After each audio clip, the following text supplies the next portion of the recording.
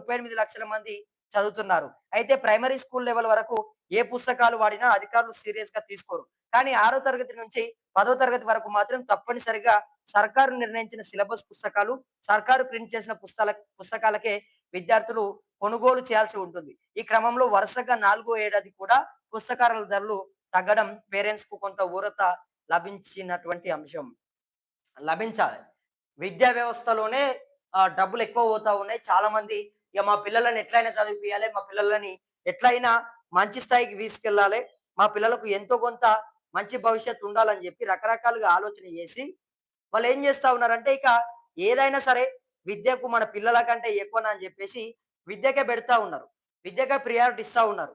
So, విద్యకు priority ఇస్తున్నటువంటి నేపథ్యంలో విపరీతంగా ఎగ్జామ్ ఫీజులని జెప్పి, లేకపోతే టెక్స్ట్ బుక్కులని జెప్పి ప్రతి దానివి కూడా ఆ ధరలు పెంచేయడము విద్యార్థుల పైన, విద్యార్థుల తల్లిదండ్రుల పైన తీరనటువంటి ఒక భారం వేయడం. సో, దీంతో ఇప్పుడైతే కొంత ఆహ్, ఒక్కో బుక్ పైన 15-20% తగ్గిందట.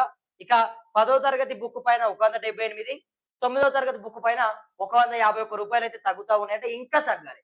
ఇంకా తగ్గితేనే సామాన్యులకు కొంత ఎంతో కొంత రూ. 10 మిగులుతాయి. ఎందుకంటే వాళ్ళు ఇవాళ పాపం కష్టం చేసి వాళ్ళు కొనాల్సినటువంటి దుస్థితి.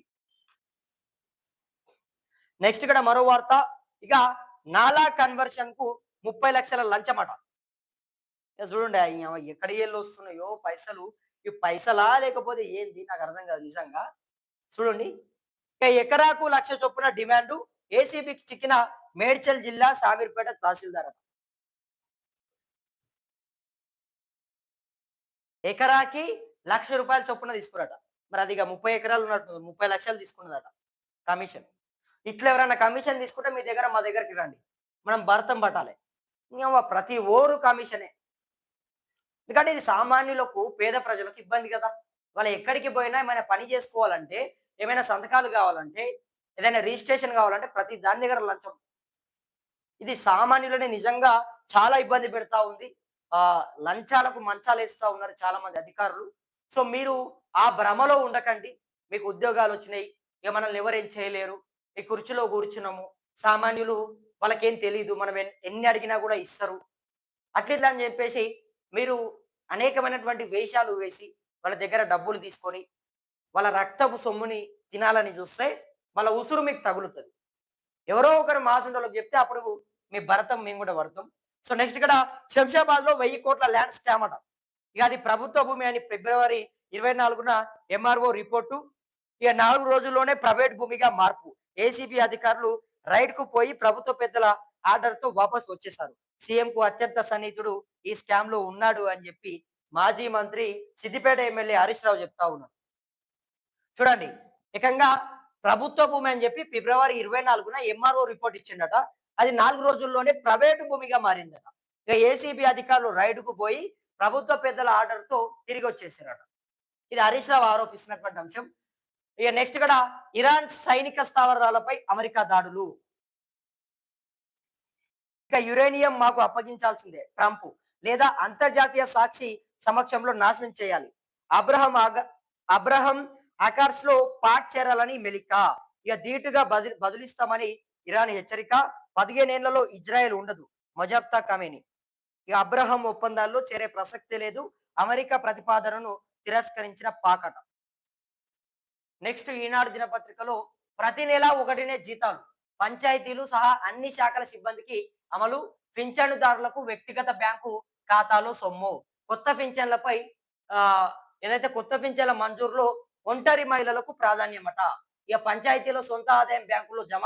సమీక్షలో సీఎం రేవంత్ ఆదేశాలు. ఇక గ్రామ పంచాయతీలోని 50,000 మంది సిబ్బందిని ప్రతి నెల 1వ తేదీనే వేతనాలు ఇవ్వాలని ముఖ్యమంత్రి రేవంత్ రెడ్డి ఆదేశించారు. వీరితో పాటు శాశ్వత ఒప్పంద పొరుగు సేవలు అనే తేడా లేకుండా ప్రభుత్వంలోని అన్ని శాఖల పరిధిలోని ఉద్యోగులకు మొదటి తేదీనే ఒకేసారి జీతం అందేలా చూడాలని, ఒక్కరోజు ఆలస్యమైన ఉపేక్షించేది లేదని పేర్కొన్నారు. చేయూత పెన్షన్లందరికీ వ్యక్తిగత బ్యాంకు ఖాతాల్లోనే నిధులను జమ చేయాలని, తపాలా శాఖ ద్వారా అందజేస్తున్న ప్రస్తుత విధానాన్ని మార్చాలన్నారు. ఇక ఆధారు, ఓటర్ గుర్తింపు కార్డు, సామాజిక ఆర్థిక విద్య ఉపాధి రాజకీయ కుల సర్వే డేటా ఆధారంగా పింఛన్లను క్రమబద్ధీకరించాలన్నారట. సో మొత్తం ఇక కొత్త పింఛన్ల మంజూరులో ఒంటరి మహిళలకే ప్రియారిటీ ఇస్తారట. ఒంటరి మహిళలు ఉంటారు కదా! భర్తలు గాని, భార్యలు గాని చనిపోయినటువంటి వాళ్ళు. సో, అటువంటి వాళ్ళకి ఇందులో కొంత ప్రియారిటీ ఎక్కువ ఉంటదట ఒంటరి మహిళలకు. సో, మరి ఒంటరి మహిళలు రాష్ట్ర వ్యాప్తంగా చాలా మంది ఉన్నారు. భర్తలని కోల్పోయి, పిల్లలని పెట్టుకొని చాలా మంది కూడా బ్రతుకుతా ఉన్నారు. అనేకమైనటువంటి ఇబ్బందులు ఉంటాయి. అనేకమైనటువంటి ప్రెషర్స్ ఉంటాయి. ఎందుకంటే ఆ ఇంట్లో ఆ భర్త లేకపోతే ఇక ఆ భర్త పైన పడేటటువంటి భారం మొత్తం కూడా ఆ భార్య పైనే పడతది. ఆ మహిళ పైనే పడతది. సో, ఆ రకంగా ప్రభుత్వం ఇప్పుడు ఒంటరి మహిళల కష్టాన్ని, ఒంటరి మహిళలు ఎదుర్కొంటున్నటువంటి సమస్యలని గుర్తించి, వాళ్ళకు నిజంగా న్యాయం చేయాలి. వాళ్ళకు అండగా ఉండాలి. ఎందుకంటే వాళ్ళకి ఇప్పటికే భర్తలు లేక ఉన్నటువంటి పిల్లలని చదివించుకుంటూ వాళ్ళు ఏదో ఒకటి చేసుకుంటా ఇబ్బందులు పాలవుతా ఉన్నారు. సో, వాళ్ళకు మనం అండగా ఉండాలి.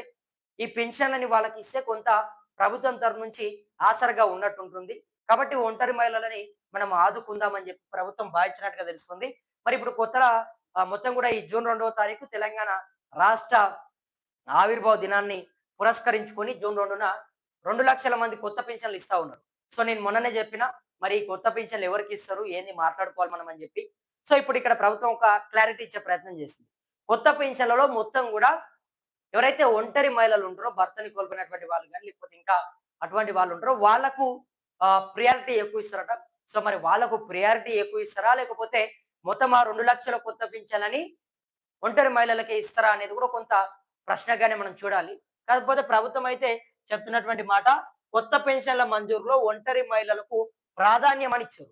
సో, మరి ఇక్కడ వాళ్ళకి ప్రాధాన్యం అని ఇచ్చారు కాబట్టి మరి వాళ్ళకి ఎక్కువ ఇస్తారా? లేకపోతే మొత్తమే వాళ్ళకి ఇస్తారా అనేది కూడా చూడాలి. సో, పింఛన్దారుల వ్యక్తిగత ఆహ్, బ్యాంకు ఖాతాలనే సొమ్మట. ఇక పింఛన్దారులు తపాలా శాఖకు అంటే మనం పింఛన్ దగ్గరికి పోయి అధికారుల దగ్గరికి పోయి పింఛన్లు తీసుకునే పరిస్థితి లేదట. ఇక డైరెక్ట్‌గా మీకు బ్యాంకు లోపలనే డబ్బులు వేసేటటువంటి ఒక ప్రక్రియ చేస్తారట.